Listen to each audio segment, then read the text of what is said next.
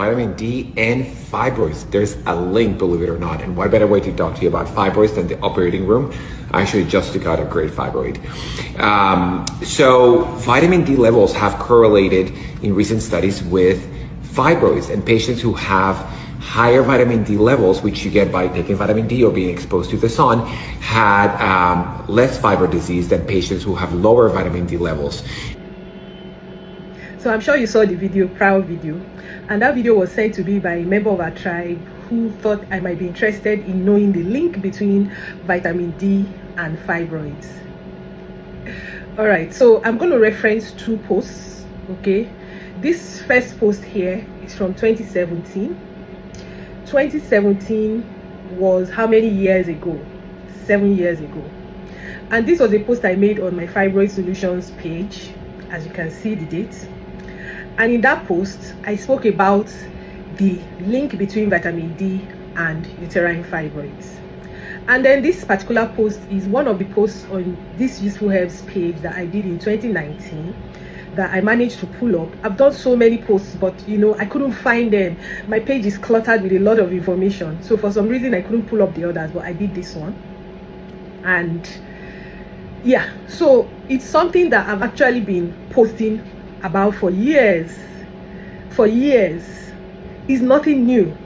And at the time I was posting it on the Fibroid Solutions page in 2017, I was posting updated research as at 2017. But you know, as years go by, more and more research gets done. So let me just run you guys through the whole fibroid and vitamin D thing. So the first time they noticed a link between fibroids and vitamin D was when they were studying women that had fibroids. And they found out that most of the women that were African women had larger fibroids than women that were of other races. And when they were studying the data, they stumbled upon something very significant. And that was that those women that had larger fibroids tended to have lower levels of vitamin D in their bloodstream. And they were mostly Africans.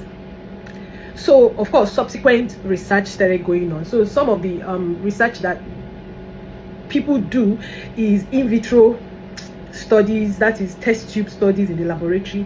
I'm going to be putting up some of them. So in these particular studies, when they found a link between vitamin D and fibroids, what they did was they cultured fibroid cells, grew them in a lab, incubated them with vitamin D, and what happened? They were shrinking. Here are the studies.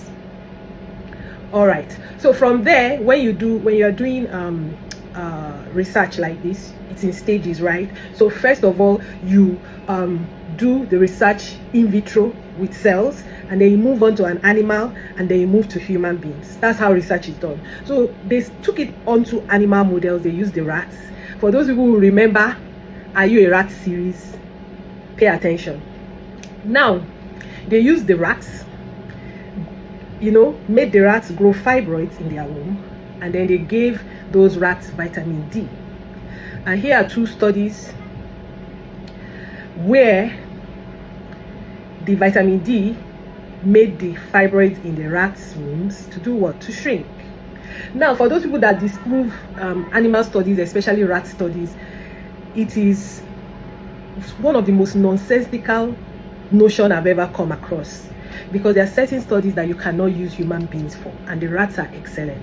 Why? Because their DNA makeup is about 96% identical to the human being's own. So 96% of the time, what you observe in a rat, you will observe it in a human being.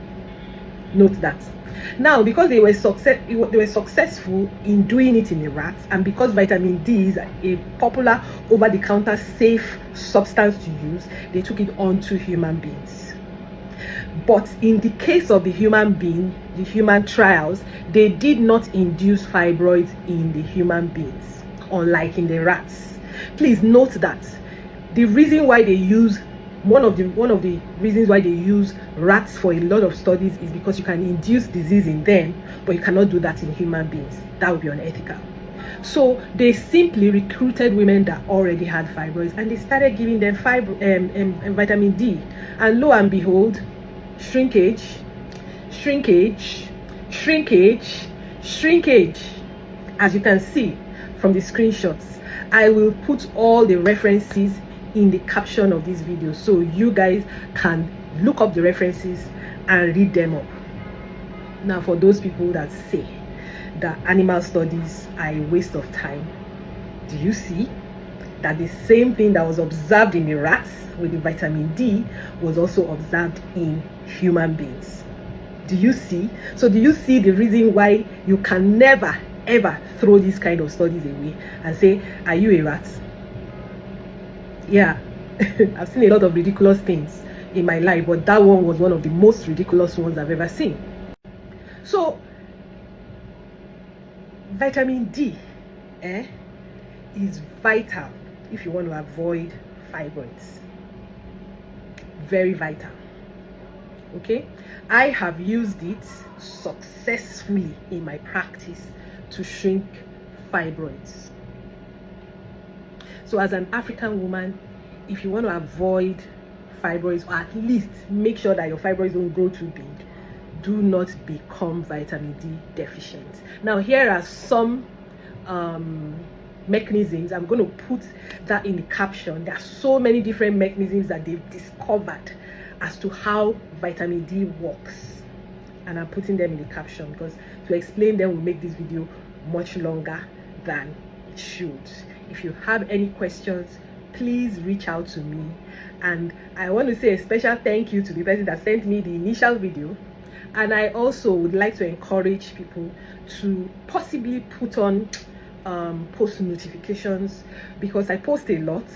And even if it's not something that you are interested in, one day I'll post something you'll be interested in. And really, no knowledge is lost. There is absolutely nothing wrong in gaining knowledge. You don't lose if you gain knowledge. And I've been here on this page and on Fibroid Solutions and all my other pages dishing out knowledge on a daily basis. So there is nobody following this page that should ever be ignorant of a lot of health issues. Bye bye.